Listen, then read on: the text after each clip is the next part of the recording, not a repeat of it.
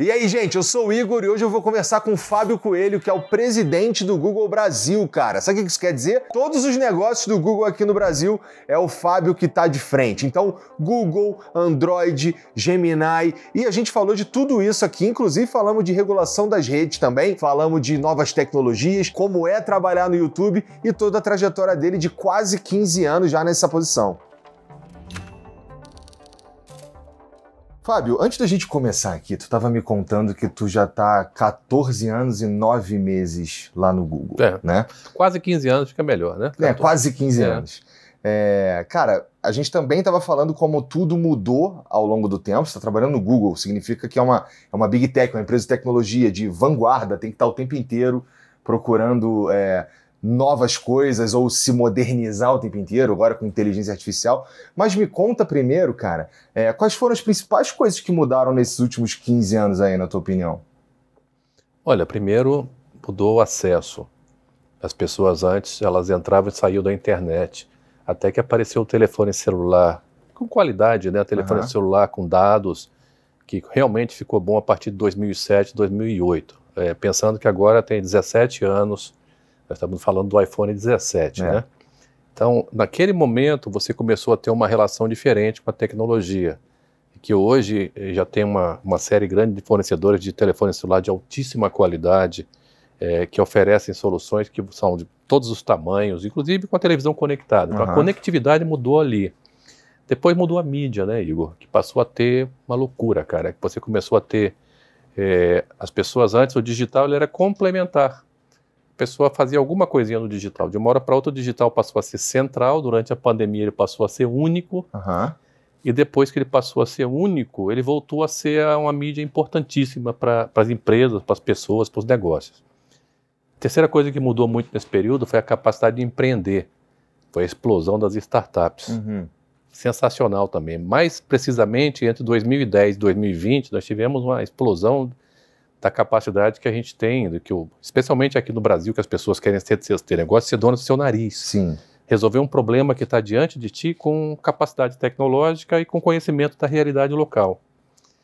E, ultimamente, a gente teve uma mudança nova, que é a mudança que foi advinda da inteligência artificial, que também é uma coisa de louco, porque você passa a ser não apenas consumidor de conteúdo, como havia até muito tempo atrás, mas a produção de conteúdo fica muito facilitada. Sim. E você tem um negócio, você pode ter um negócio grande com empresa pequenininha, que a inteligência artificial te ajuda a montar um monte de rotinas para aquilo funcionar. Essa explosão das startups impactam o Google de que maneira, cara? Por que é importante para o Google? É importante porque você tem um ecossistema mais vibrante. Quando você pensa... acho que é um conceito interessante para te falar do Google. Nós somos uma plataforma de soluções abertas. Então, o sistema operacional Android ele é aberto. Você constrói para um ecossistema e você atrai pessoas que elas podem se transformar ou em negócios ou mesmo ganhar dinheiro como indivíduos naquilo ali. Isso vale para um YouTuber, com todo o conceito de marketing de influência. Isso vale para um desenvolvedor que pode montar uma solução, um aplicativo, um negócio por trás. O startup não está longe disso. É a mesma coisa. Você tem alguém que tem uma boa ideia, algum conhecimento técnico, quer resolver um problema e pode montar. Então, quanto mais startups você tem no mercado, mais você gera um ecossistema que busca atacar as ineficiências. O que é ineficiência, cara? É custo, coisa que é mais caro, é falta de acesso, é fricção no teu processo da tua experiência de consumo. Então você vai começar a ver que o mundo das startups ele resolve muitos desses problemas e cria uma sociedade mais vibrante, cria um ambiente de negócios melhor. E com isso a gente consegue ter empresas que elas deixam de ser uma empresa para atender uma vizinhança, às vezes para ser uma empresa global. Sim. Tem gente aqui do Brasil que montou empresa de jogos que hoje atende o mundo inteiro. Tem empresas que montou startups ou bancos que atendem mais do que o Brasil. Então essa é a vantagem de você ter um ambiente de startup. Entendi. Bom, eu gosto dessa ideia também. Acho que quanto mais soluções existirem no mundo para a gente resolver os nossos problemas, ou sei lá, novos serviços, novas possibilidades, é sempre bom mesmo. O Google entra na minha vida, cara. Eu descobri o site de busca Google em 2001 ou 2002. Eu estava no ensino médio e a gente precisava fazer um trabalho e eu não... E precisava encontrar as coisas na internet, né? E um amigo meu fez um trabalho incrível. E eu perguntei, cara, onde é que tu achou isso aí tudo? Não conta pra ninguém não, mas tem um site de busca novo aí, que é o Google, escreve Google. Aí eu, caraca, porque na época a gente usava o KD, né? KD aqui no Brasil. Usava o Yahoo também, lá dos Estados Unidos, o Alta Vista. E o Google veio, tomou isso tudo, e a gente está falando de 20 e poucos anos atrás, pelo menos aqui desde quando eu conheci, né? O Google, ele se tornou assim, ele passou de um site de busca lá no começo para um troço muito maior. Eu lembro quando o Google adquiriu o Orkut, tu já estava lá? O Orkut, não estava lá não. Tá. O Orkut foi antes de mim. Aí o Google... Aí veio o Orkut, não sei o quê, depois veio o Google Plus, aí o Google adquire o YouTube, e o YouTube vira uma coisa muito maior, daí vem o sistema operacional, Cara, como é que faz para gerenciar ou para estar de frente de tudo isso? Porque assim, tu deve trabalhar pra caramba, com tem um monte de braço de negócio, tem um monte de coisa acontecendo, e daqui a pouco a gente já vai falar da inteligência artificial também. Tá, repara bem, Igor. Quando o Orkut, aliás, não sei se você sabe, o Orkut é um engenheiro que trabalhava no Google. E ele montou uma plataforma que funcionou muito bem no Brasil, funcionou na Turquia, onde ele nasceu, funcionou em outros mercados, mas ao longo do tempo aquela plataforma ela não foi uma plataforma que ganhou um apelo global.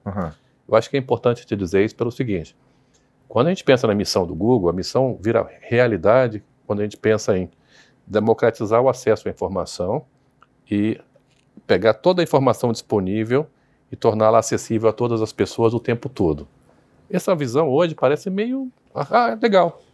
Há 25 anos atrás, a internet era discada. Pensar em organizar toda a informação, disponibilizar aquilo para todo mundo, na época que o telefone celular ainda não era o que é hoje, na época que a capacidade de processamento na nuvem era pequenininha, não tinha ainda esse conceito, é um negócio muito bacana. Mas respondendo a tua pergunta, o que aconteceu nesse processo? O Google foi juntando uma constelação de plataformas que pudessem ir de encontro a determinadas necessidades para você ter uma experiência completa. Por exemplo, o YouTube, quando ele apareceu. O YouTube era, no final das contas, era um site que era um repositório de vídeos, não é uma rede social. É um repositório de vídeos.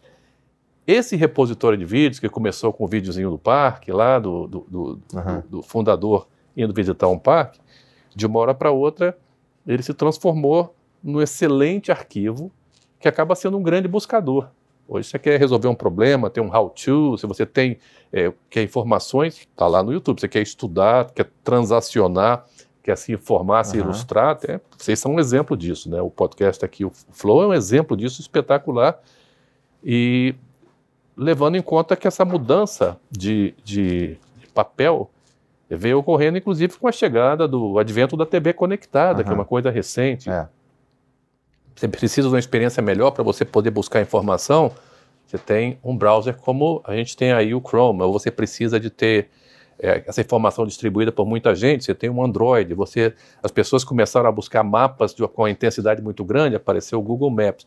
E por aí vai. Então, eu acho que um dos segredos do Google, e eu vou chegar na minha posição, um dos segredos do Google é, no mundo de conhecimento distribuído, as pessoas interagem com conhecimento de várias formas. E você tem que estar buscando soluções que podem trabalhar para entregar a melhor interação possível para as pessoas de formas diferentes, em lugares diferentes, de maneira diferente. Pois bem, como é que é gerenciar isso aí? Então, nós estamos falando do mundo de conhecimento distribuído. Sabe? E no mundo de conhecimento distribuído, talvez a melhor coisa que eu possa dizer é o seguinte: o papel do líder, o papel do gestor é colocar uma equipe boa, que funcione bem, que esteja bem alinhada, que trabalhe bem em grupo e que você não precise ficar o tempo todo olhando o detalhe. Porque aí você tem condições de pensar como aquele grupo pode trabalhar em direção a uma visão e entregar aquilo ali, você ajudando a remover determinados obstáculos, a trabalhar junto com as pessoas, a criar um ambiente legal para poder trazer novas, boas pessoas, e com isso aí você vai tendo um papel de entender um pouco A minha função é muito mais horizontal, é entender um pouco sabendo que eu tenho especialistas que trabalham em cada uma dessas plataformas. Encontrar essas pessoas deve ser também deve ser complicado, né? Porque para você poder não é abrir mão, mas não ter que olhar o detalhe, realmente é algo que coloca você te dá uma liberdade para olhar coisas importantes, coisas que, né? Mas, pô, eu sinto que essa confiança para não ter que olhar no detalhe, bom, talvez você seja experiente o suficiente para encontrar rápido, mas... Não, a questão não é encontrar rápido. Confiança você constrói ao longo do tempo, com todas as pessoas. Então, esse é um processo de desenvolvimento, de evolução natural. É por isso que as relações de longo prazo, quando eu falo que eu tenho a média das pessoas que trabalham comigo no Google é bem maior do que a média de mercado, pessoas que estão lá há muito tempo. Então, eu acho que o maior segredo aí é você não apenas permitir que as pessoas tenham capacitação técnica, mas permitir que as pessoas também, eventualmente, cometam um erro ou outro pequeno o mundo hoje em dia, ele permite esse tipo de coisa, sabe? Você não pode tentar ter a centralização de todas as decisões, senão o modelo fica muito lento, ou ter a centralização de todo o conhecimento, até porque não é possível. O conhecimento evolui e ele muda muito rápido. Então, o ideal é que seja uma rede e que não seja uma pirâmide. É isso que a gente acredita e é isso que eu tento mostrar para as pessoas, que elas têm que tomar as decisões certas, no nível certo, e com isso nós todos ganhamos. Entendi. Bom, uma equipe que trabalha junto ali faz toda a diferença mesmo. Vamos falar um pouquinho de inteligência artificial, então. Opa, né? Claro. Bom, o Google está na vanguarda também. Quando a gente pensa nas maiores bots de conversar, né, os chatbots que tem, a gente pensa no Gemini, a gente pensa no ChatGPT, a gente pensa no DeepSeek. Cara, o Gemini, você estava mostrando aqui, ele faz uma leitura da sala e conversa contigo e tudo mais. Cara, em que medida existe uma guerra? Tipo, o Gemini quer ser maior que o ChatGPT ou ele está fazendo as coisas que o Google precisa que ele faça?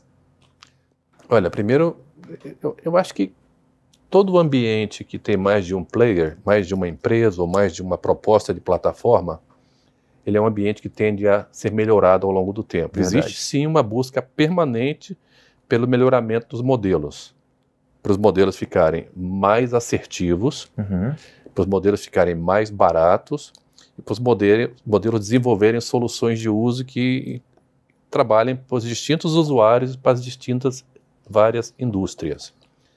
O que eu acho que é importante colocar, Igor, você falou sobre chatbots, né? A gente já vem trabalhando nisso há 10 anos ou mais.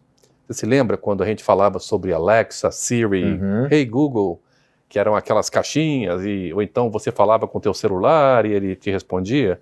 Aquilo é um começo de era da assistência. Só que hoje, o que eu te mostrei antes aqui, que você pega o teu telefone, bota o Gemini, liga a câmera e você começa a interagir com o ambiente, é um modelo que ele tem alguns componentes que levam essa discussão para um outro patamar.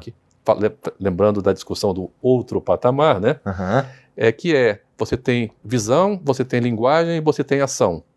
Visão, linguagem e ação juntos, quando você tem essa interatividade, você acaba tendo realmente condições de explorar um novo modelo. E quando você associa com isso elementos como robótica e tal, você começa a entrar numa outra era de uso de produto. Isso não é necessariamente só o chatbot. Eu acho que a parte de cima, que é a superfície de interação com o usuário, tudo bem, isso aí é legal, você tem vários desses, todos são bons sistemas. E qual o sistema que... Eu não diria necessariamente que eles estão competindo, mas eles estão todo mundo buscando, cada um buscando o seu espaço. E vai ter espaço para vários modelos. Mas eu acho que o importante, no nosso caso do Google, é que nós estamos apostando numa combinação de várias coisas. Primeiro, você tem que ter a infraestrutura implantada. Infraestrutura de processamento, de nuvem, de cabos submarinos, toda a infraestrutura para que esse negócio possa funcionar melhor. Segundo, apostando na nossa capacidade, através dos engenheiros, de desenvolver esses modelos. Terceiro, como é que isso aí se conecta com informação? Nós temos um pedaço muito grande também que tem a ver com as plataformas do Google. Lembrando que o Google tem essa quantidade grande de plataformas, o último dado que eu me lembro são 17 plataformas com mais de 500 bilhão de usuários. Nossa. E 9 plataformas com mais de 2 bilhões de usuários ao redor do mundo. Dado pra caramba. Esses dados, protegidos pelas leis de privacidade e proteção de dados de cada país, tratados e anonimizados sem ter um intuito comercial para terceiros, mas sendo usados para que a gente possa melhorar o entendimento das respostas, são uma ferramenta muito poderosa. Quando você tem isso e tem uma máquina, como a gente tem no Brasil, a gente tem uma equipe de relacionamento com clientes, com empresas, com parceiros, que pode ajudar a capacitar muita gente. O objetivo não é o Google se capacitar apenas, mas a gente capacitar todo um ecossistema de desenvolvimento comercial, de negócios, para que as empresas, os hospitais, as escolas, a educação, os pequenos e médios empresários e as grandes empresas possam estar, todas elas, competitivas e eficientes. É isso que a gente está buscando. Você tem um brasileiro que toma melhores decisões, fica mais ágil na sua maneira de montar um negócio ou de exercer uma função, estudar, trabalhar, o que for, e ao mesmo tempo que nós participamos disso. Nosso modelo a gente só ganha se o mercado ganhar. Entendi. E no dia a dia lá, a inteligência artificial também fez alguma mudança no teu trabalho? Muitíssimas mudanças. Começa do mais básico. Hoje em dia, se você entrar na nossa plataforma, no Workspace, você já que é a plataforma que você tem e-mail, você tem tal, você já tem videoconferência que você consegue ter tradução simultânea. Você termina uma reunião, se você for gravar aquela reunião, logicamente a outra pessoa vê que você está gravando, você tem um acordo para gravar, ela vai te dar um resumo no final da sua reunião. Então, hoje em dia, os resumos já são feitos por inteligência artificial. Hoje eu pedi eu tenho que fazer uma apresentação amanhã à noite numa faculdade, e aí eu descobri que a turma de estudantes, elas vinham do exterior. Eu peguei uma apresentação em português e pedi para eles me traduzirem a apresentação. Sabe quanto tempo demorou? 5 segundos. Imagina. Pegou um deck em português, transformou ele em inglês. Lógico, o homem, o fator humano sempre vai estar presente. Eu quis ver se tinha algum erro de tradução, mas vindo para cá, aqui para o estúdio, eu vim no carro olhando e falei, putz, muda aqui, tá perfeito. Então a inteligência artificial, ela organiza o teu calendário, ela vira o teu call center para o teu negócio, ela organiza as tuas cartas de resposta, ela entende o teu mailing, ela vai pegar o teu mailing, se você for uma pequena empresária, um pequeno empresário, vai pegar o teu mailing, vai entender que ofertas, vai olhar a concorrência, vai olhar as propagandas. Teve um dia desse, um negócio, cara, que nós fizemos que foi sensacional. Nós pegamos uma categoria de mercado, não precisa dizer qual aqui, e olhamos 100 publicidades, 100 anúncios. Colocamos todos eles no Gemini e falamos assim, dá uma olhada e analisa quais dessas publicidades estão desenvolvendo a categoria e quais são dessas propagandas que têm aqui a capacidade de ter o diferencial daquela marca. Entendi. Eles pegaram aquelas propagandas todas e fizeram um resumo falando, olha, essas 75 anúncios aqui, eles são anúncios genéricos da categoria. Essas 25 aqui desenvolvem atributos específicos da empresa. Então, esse é o tipo de coisa que demoraria um tempão para você fazer, que a inteligência artificial já faz. Entendi. Bom, os usos são muitos no fim das contas. Personalização, onde for, entra, tem muita coisa. E aí, vamos dizer que um cara de uma startup daquela que a gente estava falando lá no começo, ele já entendeu que ele precisa usar a inteligência artificial no dia a dia, no trabalho dele e tal. Ele deve chegar para utilizar o Gemini já... ele precisa fazer um curso antes ou tem uma base de dados e de informação do próprio Google também, ou um curso, qualquer coisa assim? Tem um monte de cursos, o Google tem cursos gratuitos. Agora, nós temos cursos, tem palestra. Ano passado, a gente fez um negócio sensacional. Nós fomos ali no ginásio de Ibirapuera e a gente fez uma curadoria para mulheres empreendedoras. Normalmente, a microempreendedora, nós entendemos como é que era a rotina daquelas mulheres que às vezes cuida do filho, cuida da família e tem que ao mesmo tempo trabalhar, montar um negócio. E quais são as principais dificuldades e problemas? E fizemos aquilo e aí foi uma pessoa lá para explicar as rotinas naquele momento que funcionavam para essa pessoa, para ela poder. E como é que ela organiza o calendário em relação à vida pessoal? Então o Gemini ia no seu calendário, no calendário dela, falava assim, esse aqui, ó, esse horário é levar filho para a escola, esse horário aqui ela deve começar o dia fazendo isso e isso, esse outro horário aqui ela deve resolver determinado tipo de problema, que aí o empreendedor tem 1001 coisas para fazer, desde cuidar do caixa, cuidar dos pagamentos, cuidar de reclamação de cliente, criar linha de portfólio nova. Então, qual é a receita, o segredo disso para mim? Primeiro, você tem que ser eternamente curioso, porque a tecnologia muda muito rápido. Boa. Segundo, além de ser curioso, você tem que entender que o aprendizado, ele não ocorre da noite para o dia. É que nem pegar onda, né, cara? A melhor forma de você aprender a surfar é caindo no mar. Tu é surfista? De vez em quando. Caramba, que maneiro. Caindo no mar. Você vem uma onda, você não consegue pegar. Uma hora você começa a se equilibrar, daqui a pouco, quando você vê, você já está dropando um pouquinho. Quando você vê... Então, isso seria uma disciplina interessante da gente mencionar sempre. Logicamente, isso só funciona quando você tem uma organização de informações. Tá?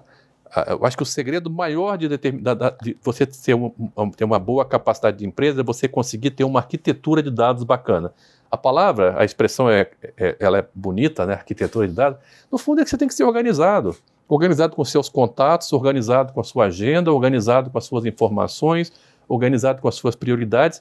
E quando você entra num negócio, você tem que ser organizado com a sua base de clientes, com a sua base de usuários, com a sua base de fornecedores, porque já existe, hoje a inteligência artificial já está trabalhando em cima de CRM, que é o famoso Customer Relationship Management, né, que é a base de clientes, e com as suas informações internas, que é o planejamento de recursos corporativos, o tradicional ERP.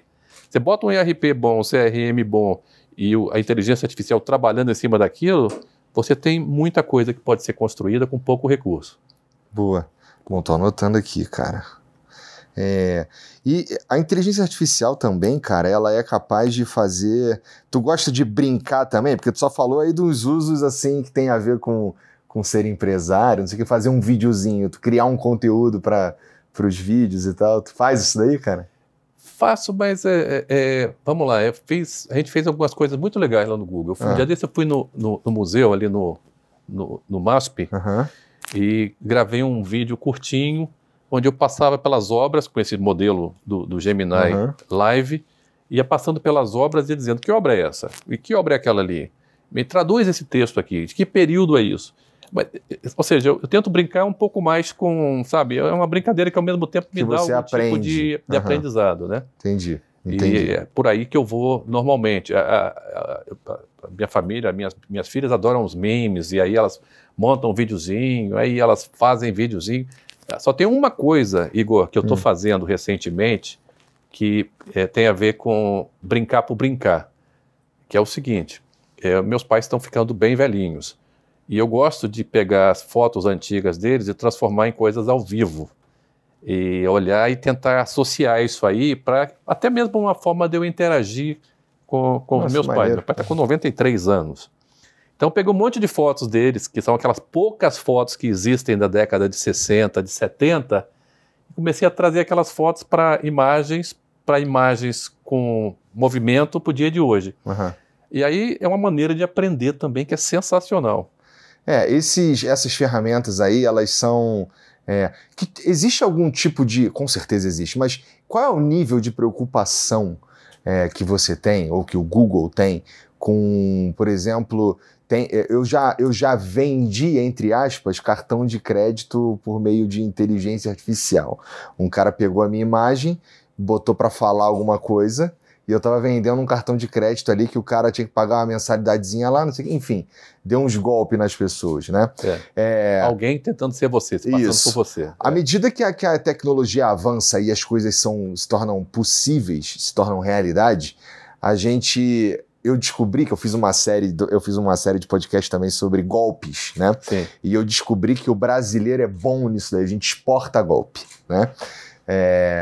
Cara, como é que a gente faz para fazer com que essa tecnologia ela seja...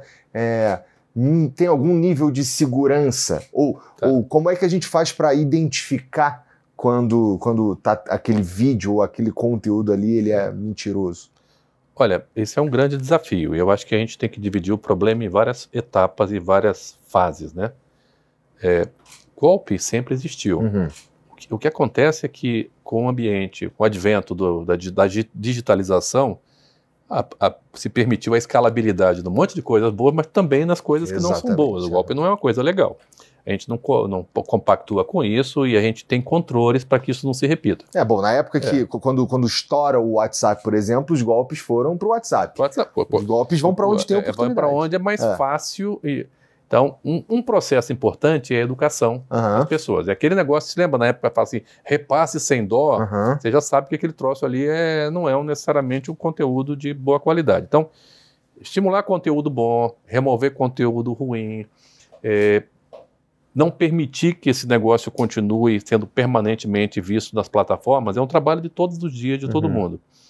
Também educar os usuários para que eles não caiam nesses golpes, para que eles tenham um determinado tipo de controle, ou pelo menos de informação, para que eles não possam pegar o teu cartão de crédito lá, que as pessoas tenham um modelo de verificação pessoal melhor, é uma outra avenida para se trabalhar, que no nosso caso a gente tem trabalhado.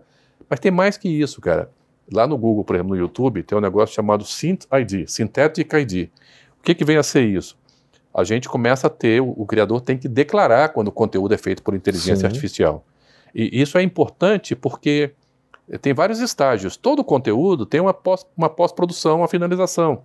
Alguns deles, inclusive, há mais de uma década usam de CGI, né? Sim. De imagem gerada por computador. CGI, do CGI para a inteligência artificial, o que aconteceu foi um negócio foi turbinado, foi uma evolução. Mais rápido, mais barato. Mais barato, disponível para todo mundo. Então, eu diria que essa combinação de usuário mais educado e mais consciente também de que nem tudo que está na internet é verdade, misturado com valorização de conteúdo de boa qualidade, e misturado com sistemas de controle de remoção de conteúdos, são a nossa receita para ter uma sociedade melhor. Esse tipo de coisa, ele ocorre um pouco, tá? Mas ao longo do tempo a tendência disso aí é diminuir muito, porque as pessoas ficam mais espertas, ficam mais preparadas. Eu acho que a educação realmente é o melhor caminho. Meus pais também, de vez em quando, agora eles pararam, parece que eles estão pegando o jeito, mas eles costumavam me mandar uns vídeos lá que isso aí é falso, pô. Quem tá acostumado vê com facilidade, né? Mas quem não tá, passa sufoco. No momento que a inteligência artificial evolui, existe todo um capítulo sobre ética no uso de imagens, sobre ética no uso de imagens com mensagens que não são apropriadas, que a gente está trabalhando no sentido de que a sociedade amadureça e que as regras de gestão disso aí, né, também funcionem. Quando a gente estava aqui antes de começar, você fez um videozinho, aí você apontou para mim e você me disse que o Gemini não poderia dizer o meu nome, não pode dizer quem sou eu mesmo. Diz que tem um cara barbudo, alguma coisa assim, né? Isso é por quê? É por causa de como funciona a proteção de dados? Porque tem a ver com privacidade de dados.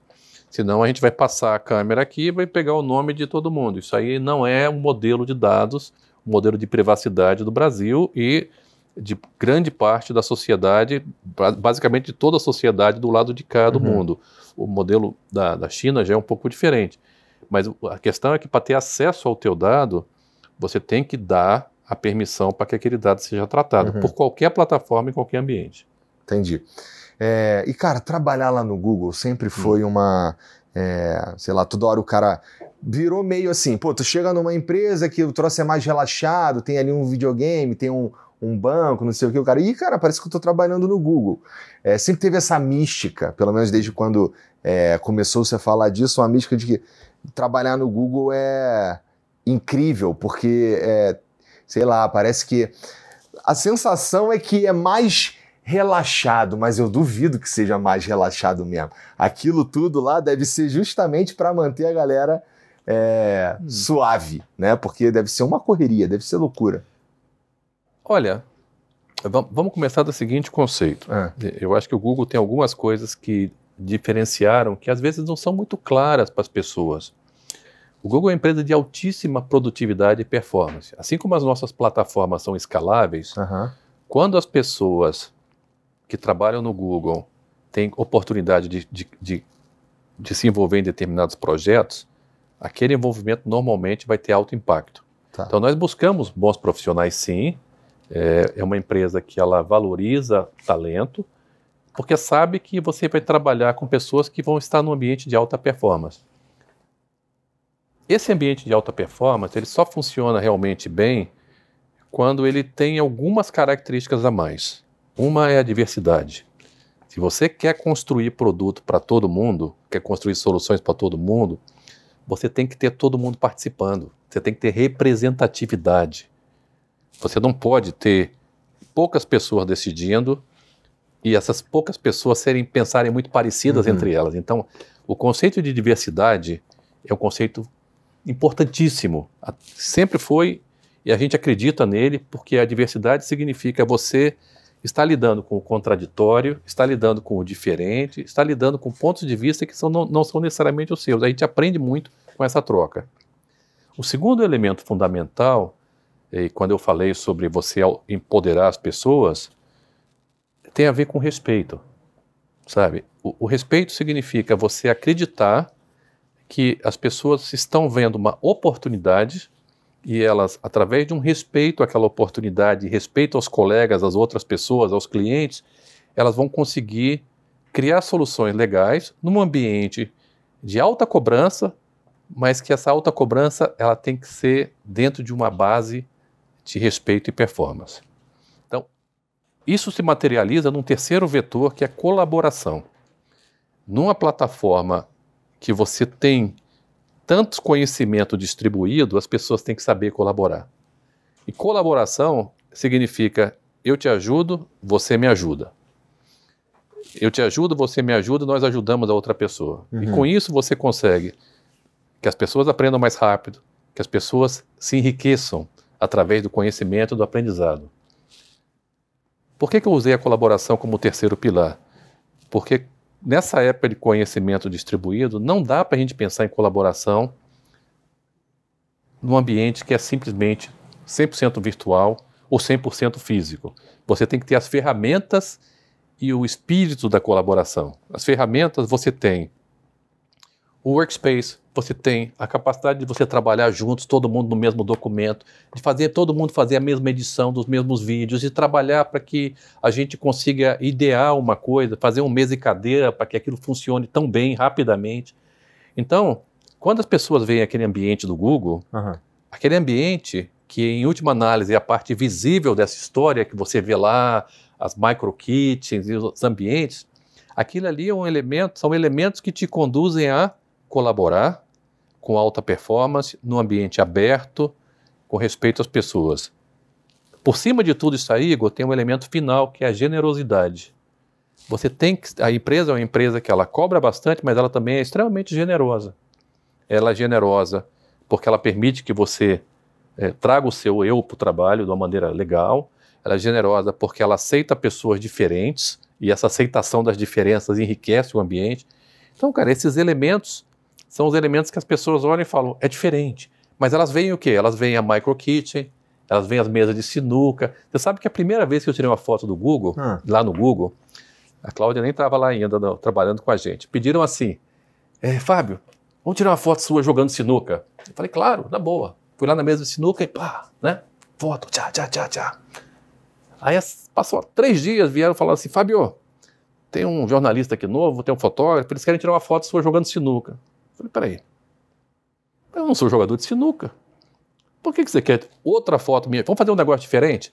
Bota 2 caras jogando sinuca, um cara com a menina, me bota sentado aqui com o celular na mão, no banquinho aqui do lado. Eu quero mostrar que você pode trabalhar enquanto tem gente jogando sinuca e você pode construir aquilo ali. O jogo de sinuca não é tô aqui jogando sinuca. É um momento que você está descontraído ali, você está trabalhando enquanto você faz. Hoje a gente consegue trabalhar de qualquer lugar. Mas a interação física funciona muito bem. Então, para isso tem os ambientes legais, que aliás eu vi aqui no estúdio do Flow, muito bacana também, né? Tem já vi as máquinas de fliperama. Para quem gosta também. Achei sensacional. É isso, é você poder ter um ambiente legal, com as pessoas legais, dá vontade de você ir, você não perde muito tempo. Eu quase sempre almoço lá, cara, porque se eu almoçando lá, eu interajo com as pessoas no almoço, e ao interagir com as pessoas, às vezes você almoça com alguém que você não fala há um tempo. O que você está fazendo? Isso. Pô, que legal. Aprendi mais uma coisa. E Fábio, voltando, eu queria falar um pouco agora de você mesmo. Sei. Porque assim, 15 anos lá no Google, e a gente já falou de várias coisas como funciona, algumas mudanças e tudo mais. Ao longo desses 15 anos aí, cara, teve alguma coisa assim que te transformou mais profundamente? Esses 15 anos trabalhando numa empresa que está sempre mudando, quem lida com internet sabe que a internet, você precisa estar o tempo inteiro olhando Sim. o que está acontecendo, porque o tempo inteiro você precisa se transformar, se atualizar, ou mudar o jeito que você está fazendo, até para você continuar o mesmo, claro. Né? Exato. Até para respeitar o próprio DNA, você tem que mudar um pouquinho. E para você, pessoalmente, cara, essa jornada de todo esse tempo aí nessa cadeira, me conta o que é que fez você, o que mudou em você assim mais essencialmente, ou melhor ainda, alguma coisa que você aprendeu ou que você observou e que te transformou um cara mais eficiente, melhor, um ser humano mais adequado. O que você acha? Eu posso ficar 5 horas aqui falando, mas a gente não tem 5 horas para falar, né? Eu acho que essa convivência com pessoas diferentes me enriqueceu muito, sabe, Igor? Ao mesmo tempo que é uma lição de humildade, ela é extremamente rica. E conviver com pessoas diferentes e entendendo o papel de um líder hoje em dia numa empresa moderna, como é o Google, que é uma empresa que está aí Sim. de acordo com esse tempo atual, lidando com gerações diferentes, me transformou muito. Exemplos, em 2015, quando eu fui promovido a vice-presidente do Google, eu fui para a Califórnia. E aí tem um curso de vice-presidente que você faz com uma semana para conversar e tal. E aí eu recebi 2 garrafas de vinho, escrito o logo do Google embaixo, o relevo, e nessa tinha uma etiquetinha onde em inglês se dizia "A whisper is a shout", quer dizer, um sussurro é um grito. E era feito pelo Larry Page. Tá? Era um bilhetinho do Larry Page, manuscrito. Significa o seguinte, o entendimento do meu papel, sabe? De como alguém que você, dependendo de como você está, você impacta a vida de muitas pessoas. Você vem para cá bem-humorado, animado, tal, fazendo as coisas com a proposta de construir, é bem diferente do cara que vem e tá tudo difícil e tal. Então, interagir com pessoas diferentes foi um modelo único. Eu acho que o que define uma trajetória, e depois que você passa por ela, é o que as pessoas deixam contigo e as pessoas experiências que você conhece, que você passa pelo caminho. Eu tive a oportunidade de estar com o presidente Barack Obama. Imagina. Como é que foi trocar ideia com o Obama, cara? Sensacional. Tive a oportunidade de estar com a Graça Machel.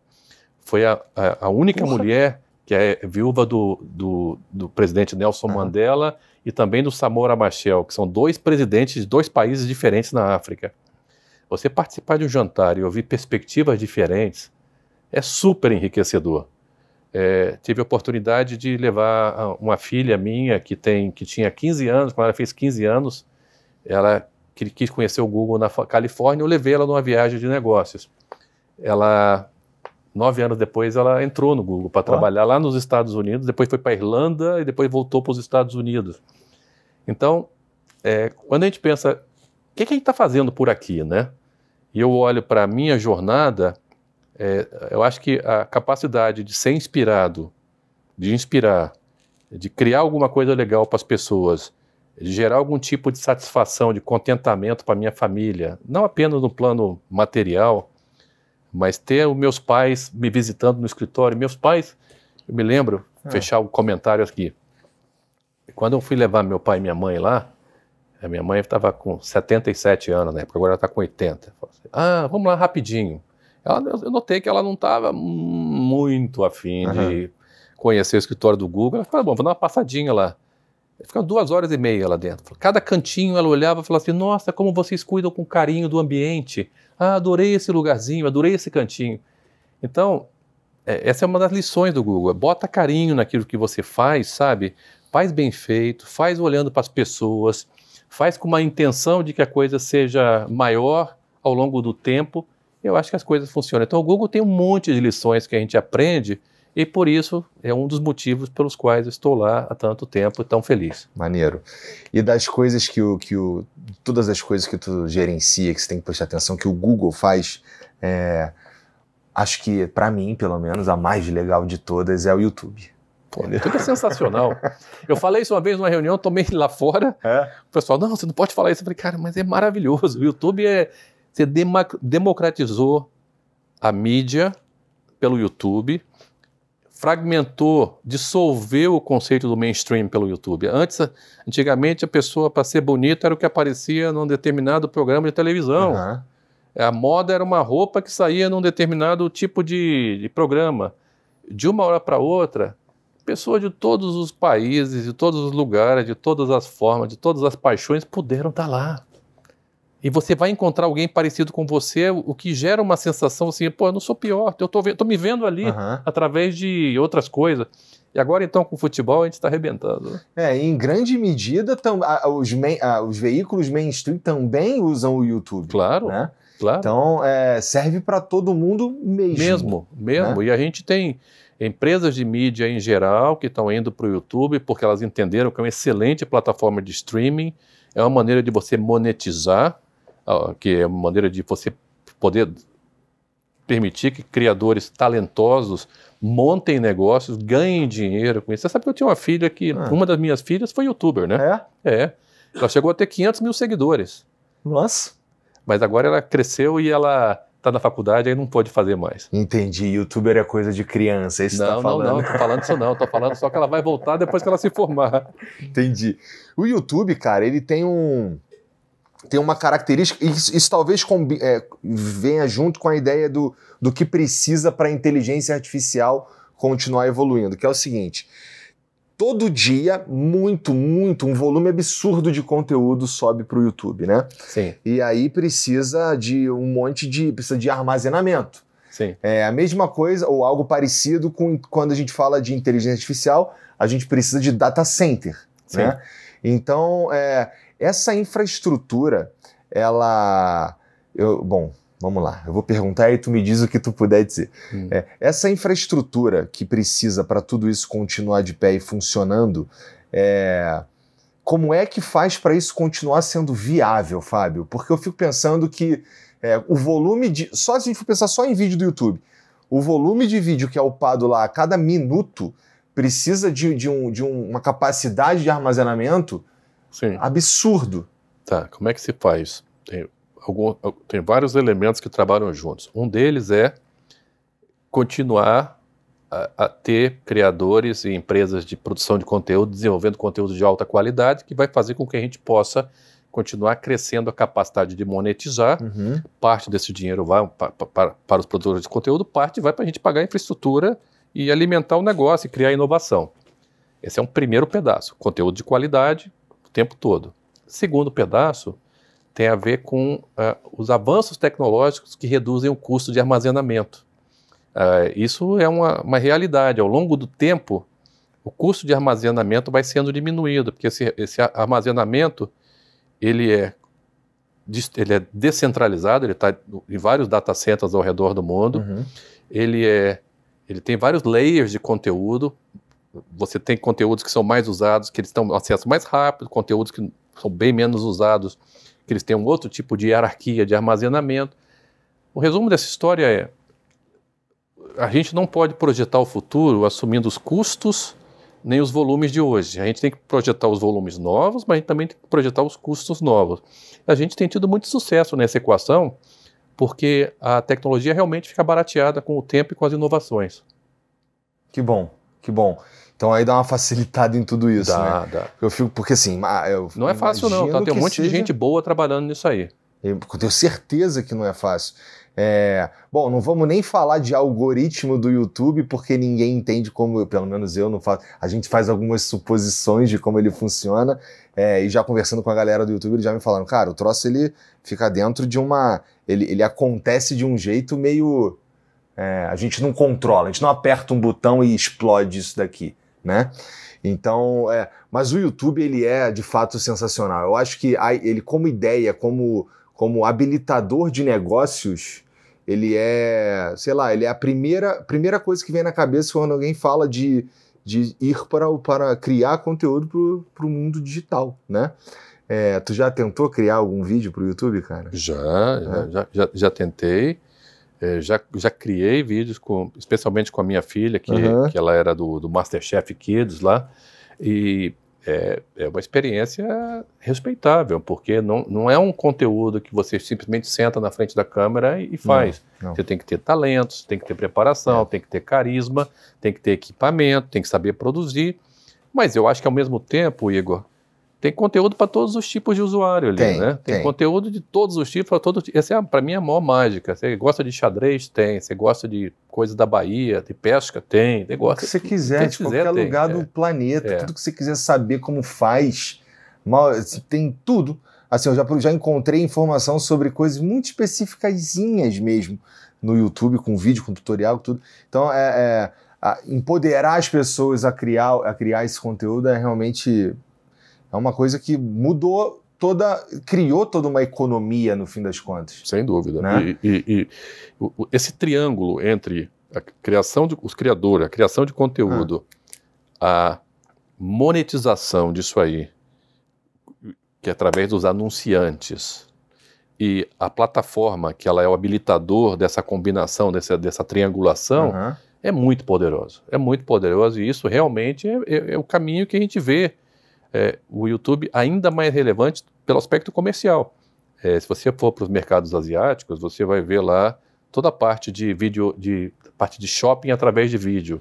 Esse é um outro mercado. Você tem, ao mesmo tempo, um fenômeno do marketing de influenciadores, que vai continuar crescendo, com a parte do varejo usando o vídeo para que as pessoas possam comprar coisas, que é o vídeo shopping. É sensacional. Eu acho que são coisas que vão evoluindo e na medida que a gente vai andando, elas vão aparecendo. E a gente já está nessa fase agora.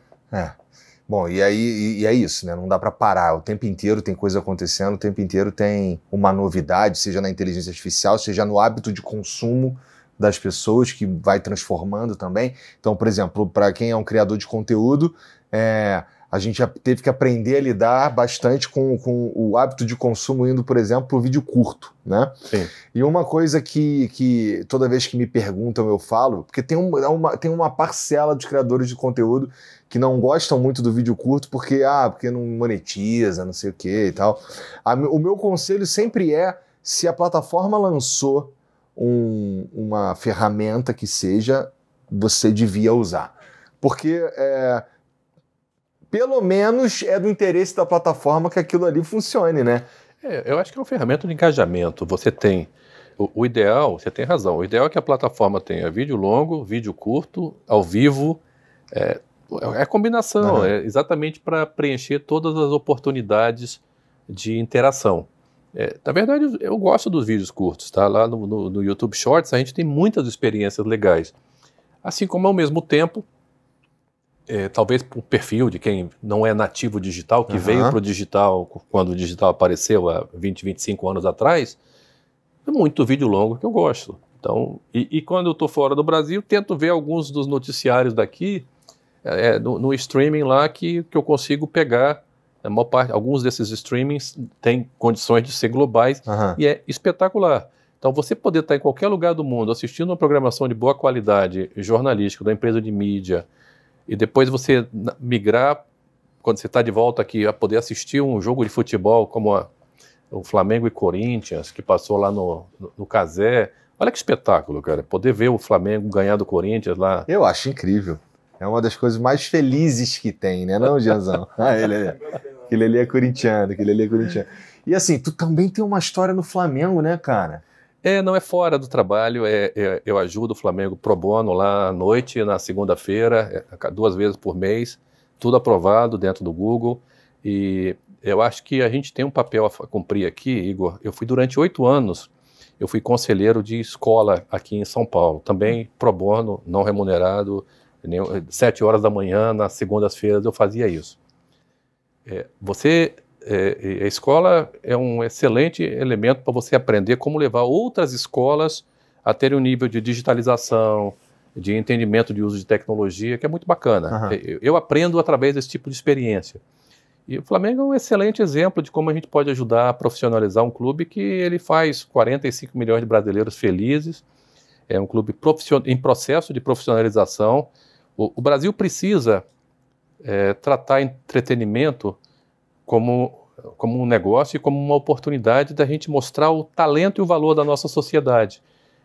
Vários clubes hoje em dia estão em franco processo de profissionalização e o Flamengo é um deles. Eu queria parabenizar todo mundo que está nessa caminhada, porque o talento humano nós temos no Brasil, os jogadores, os atletas e tal. À medida que a gente vai ajudando a profissionalizar a gestão desse ambiente de entretenimento, a coisa vai ficando ainda melhor. E, Fábio, para a gente finalizar aqui, o teu tempo é muito caro, então vamos... Não. Seguinte, cara, se a gente for pensar no... claro, que você puder falar, se a gente for olhar para o futuro do Google, as coisas que... E assim, como é tecnologia, como é internet, não dá para a gente pensar em muito tempo para frente. 2026 é um ano que a gente vai ter, para mim, pelo menos, são 3 grandes coisas acontecendo para quem é brasileiro, pelo menos. Que a terceira vai talvez chamar a tua atenção, mas a primeira é Copa do Mundo. Copa do Mundo. Né? Temos eleições presidenciais Sim. também, que o Flow é intimamente engajado. E tem uma terceira, que é o lançamento do GTA 6, cara. Tá? Então, assim, são 3 coisas que vão mexer com o Flow, com as coisas que a gente faz aqui, que tem a ver com criação de conteúdo para o ano que vem. Então, a gente sabe mais ou menos quais são as coisas que a gente devia estar prestando atenção, parceiros estratégicos que a gente devia estar procurando, para a gente poder atingir esses 3 momentos aí com excelência, né? E o Google? O que o Google está olhando para o ano que vem, cara? Para 2026, eu acho que é uma continuação do momento atual nosso. Esses momentos que você mencionou são importantes. Uhum. A gente, como a gente faz parte do tecido social, econômico e político do Brasil, a gente vai participar deles. Eu estou muito feliz que em algum momento do ano que vem nós vamos abrir o nosso campus no IPT aqui em São Paulo, para a gente ter a parte de engenheiros funcionando lá dentro. Já é uma coisa pública, nós devemos ter um grupo de 400 pessoas trabalhando no escritório de engenharia em São Paulo, além do nosso excelente escritório de Belo Horizonte. Isso deve ocorrer na primeira metade do ano. Acredito que, no parte da Copa do Mundo, nós vamos transmitir todos os jogos no YouTube, que também é muito bacana. Eu acho que o que a gente tem que ficar olhando como oportunidade quais são os casos de inteligência artificiais desenvolvidos no Brasil que têm um potencial de ser explorados e exportados globalmente. Entendi. Sabe? Uhum. Assim como foi no caso das startups, Igor, a gente durante 9 anos, aqui teve o campus aqui em São Paulo, aqui perto da Avenida Paulista, na Oscar Porto, nós aceleramos 470 empresas. 470 Nossa. empresas passaram pelo campus startups do Google. Agora, com o escritório de engenharia forte aqui em São Paulo, complementado pelo escritório bacana que nós já temos em Belo Horizonte, quando você olha para isso, eu acho que tem a oportunidade de sair muita coisa boa. Tem. Na parte de inteligência artificial, na parte de segurança, na parte de usos de casos de IA que possam ajudar as empresas brasileiras a ficar melhor. Então, eu me preocupo não apenas com esses momentos grandes que são bacanas, Carnaval, Black Friday, Black Friday, cara, é uma invenção que a gente trouxe para o Brasil que funcionou muito bem, ajudou o varejista a desovar estoque, ganhar dados, entender comportamento, reestocar para o Natal. É uma ocasião de consumo espetacular.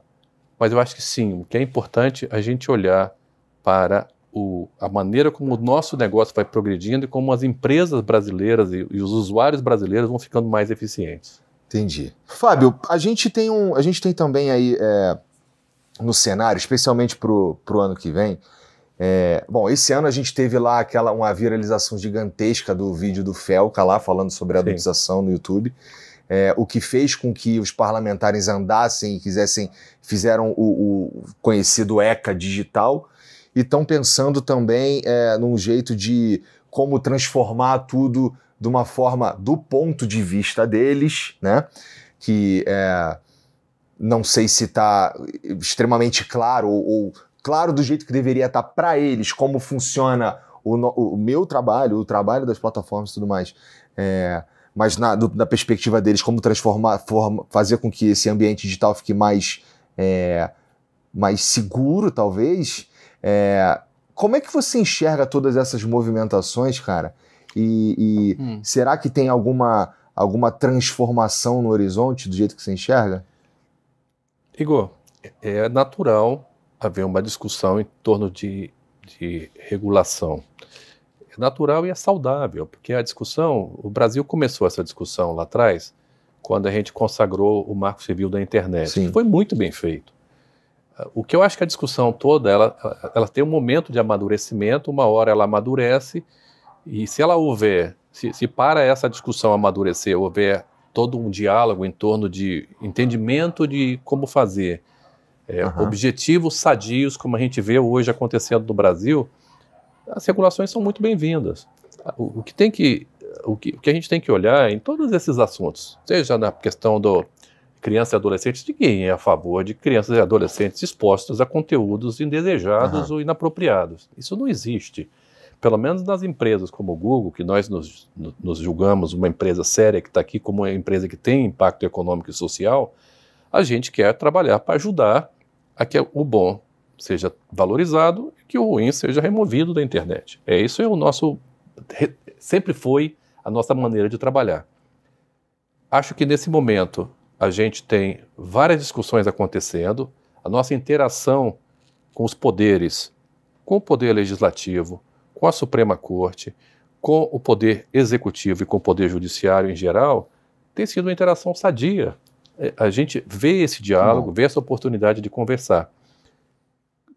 Baseado nesse diálogo e baseado no entendimento que uma regulação ela tem que funcionar para normalizar e normatizar o sistema, mas ao mesmo tempo ela não pode ser algo que prejudique o desenvolvimento do ambiente no mercado, a gente está confortável de que as coisas vão acontecer da forma certa no Brasil. Ainda tem muita coisa em discussão e a gente não comenta projetos de lei em discussão, mas sem dúvida alguma é uma necessidade que a gente acredita que está sendo tratada da forma certa, com bastante cuidado no Brasil. Boa. Bom, Fábio, muito obrigado por vir aí, obrigado pelo teu tempo, obrigado por esse papo aqui. Anoto minhas coisinhas aqui para eu poder estudar depois.